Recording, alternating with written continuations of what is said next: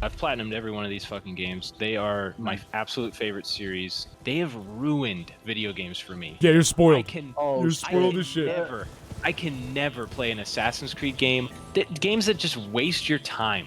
Waste your fucking time. If you've been drinking Capri Sun your whole life with an Assassin's Creed, you can be playing much better games that value your time much more. I'm enjoying Elden Ring a lot. Reviews comparing it to fucking Breath of the Wild. Why is that? There's no comparison. It's an open world. That's it. I see a comparison as a Breath of the Wild completionist and a Souls completionist. I think it's a valid comparison. Because in Breath of the Wild, there is not a single ounce of that game that you can look at and there isn't some kind of puzzle to be found. Like, everywhere you go, there is something to do and something to explore, and there's a reward for that exploration.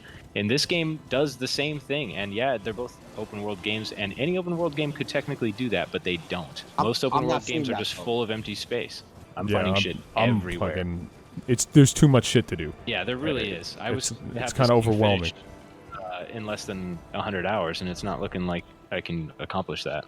I wanted to get this game done in a week. Now here I am, because I love From Software games. They're like my favorite fucking things on the planet. You need to play the rest of them. I don't. The Dark Souls 2. I'm gonna definitely play Dark Souls 1. And then Dude, Dark Souls 1's a masterpiece. Dark Souls 2's a great game. It's just because it's the worst Souls game does not make it a bad game. I'll definitely try it out. I've always wanted to get around to it. I'm down. Which is the game that dropped during launch of PS5, the remake? Was that Demon Souls or Dark Demon Souls? was. I was so looking forward. I wanted a PlayStation 5 just for that. And then Blue Point was like, here. Like, they really polished that thing to, like, make it look so beautiful. There's places in Elden Ring that look breathtaking, but there's stuff in Demon Souls that looks amazing. Yeah, man. Elden Ring and Demon Souls are both on the easier side as far as Souls games go, but... What makes a game enjoyable to you? I think it's fulfilling. It's like, there's no other... while you're playing it. There's no other feeling when beating that boss that you took 2 hours to beat.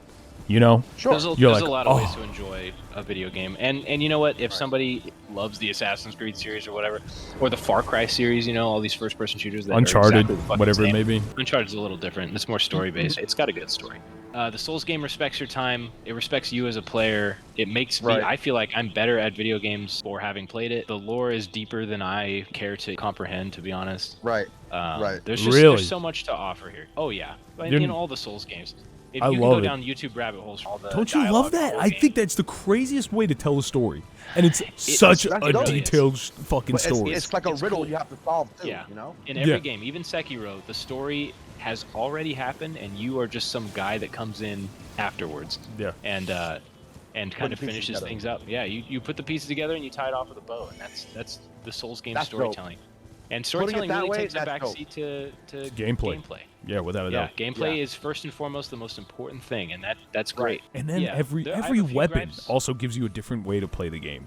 Like a completely different way to go. There's so many different plays. Every playthrough of a Souls game with a different build is going to feel like a totally different experience. A new game. I really like that. Yeah. Here's the thing with those, when you bring up that, like, oh, they kind of feel like they take a lot of damage to kill, and they kill you really quick. Best part about that is throughout the game, you've been facing that enemy. The Crucible Knight has the same moveset for every iteration you see him in. Because originally he's a hard boss. I've been learning him, Yeah, same with the horse dude that you first meet, right? As you take your first step. You fight a version of him so many times throughout the game. So you, like, hone your skill fighting one... It's kind of nice. You're like, oh yeah, I remember this fight. To see how much more comfortable you are in each fight because of how far you've come as a player. Yeah, that's something that other games just don't deliver. An RPG like Souls, where like if you are careless or spammy, you're gonna get killed, even by the most basic shit. I feel like when you get overwhelmed with like a lot of fucking people, you just have to be patient. It's like make the patient right decision and learn from that. Yep. Do you feel like this game improves your reaction time? I don't know about reaction time. I'm not sure that you ever get that back as you get older. It improves my cognizance when I'm watching my opponent. It'd be an NPC or a human being. Instead of freaking out, I'm very cool, calm, and collected. What kind of weapon am I using? What kind of moves are going to be optimal against this enemy type? You know, how am I going to most efficiently solve this puzzle? Every enemy is like a puzzle. Wow, I thought it was fantastic.